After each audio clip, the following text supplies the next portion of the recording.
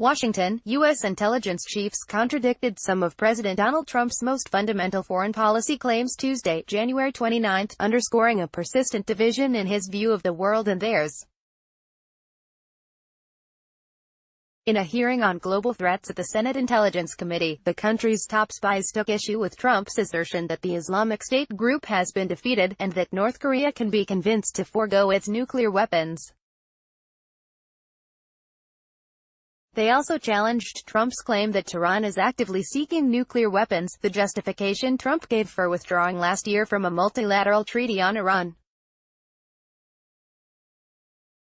And they underscored again that Russia meddled deeply on Trump's behalf in the 2016 presidential election, which he has repeatedly denied, and can be expected to do the same in 2020. The hearing took place weeks after Trump cited a victory over Islamic State to justify his sudden announcement of an immediate pullout from Syria, a move that alarmed the U.S. defense establishment and allies in the Middle East. And it came just weeks before Trump plans a second summit with North Korean leader Kim Jong-un to negotiate a hoped-for denuclearization of the hermit state.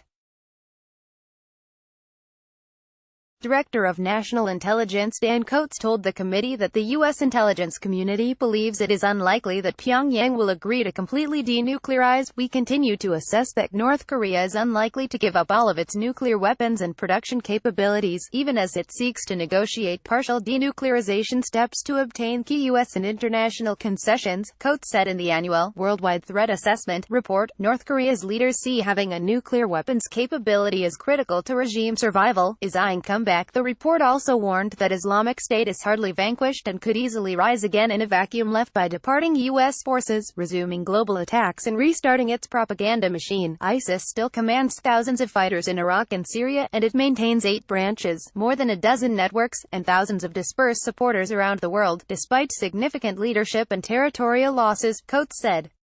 Iran complying with deal. Coats' report highlighted the broad and increasing threat to the United States from China, a point of agreement across the board in the Trump administration. It characterized the U.S.-China struggle as an ideological battle between the Western model of a democratically based economy and China's authoritarian capitalism. Chinese leaders will increasingly seek to assert China's model of authoritarian capitalism as an alternative, and implicitly superior, development path abroad, exacerbating great power competition that could threaten international support for democracy, human rights and the rule of law, the report said. It also warned of a growing alignment between China and Russia, saying their relationship is likely to strengthen in the coming year as some of their interests and threat perceptions converge, particularly regarding perceived U.S. unilateralism and interventionism in Western promotion of democratic values and human rights. FBI Director Christopher Wray told the panel that the FBI is investigating Chinese economic espionage in nearly all of its 56 field offices around the country. China writ large is the most significant counterintelligence threat we face, Wray said. Iran adhering to nuclear deal, but the intelligence community showed a distinct divergence on other thrusts of Trump policy.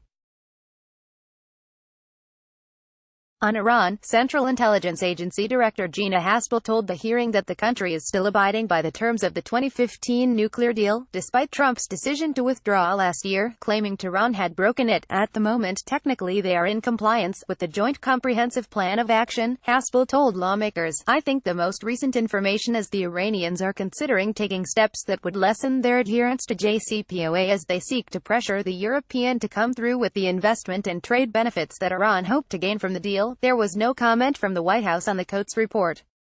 But analysts said it showed a glaring divide that has existed since the beginning of Trump's term in 2017. A normal human being listening to the intel chiefs today on Iran and North Korea would conclude that Trump was dead wrong to withdraw from the JCPOA and dead right to negotiate with KJU even though zero nukes was magical thinking, said Aaron David Miller, director of the Middle East program at the Woodrow Wilson Center think tank in Washington.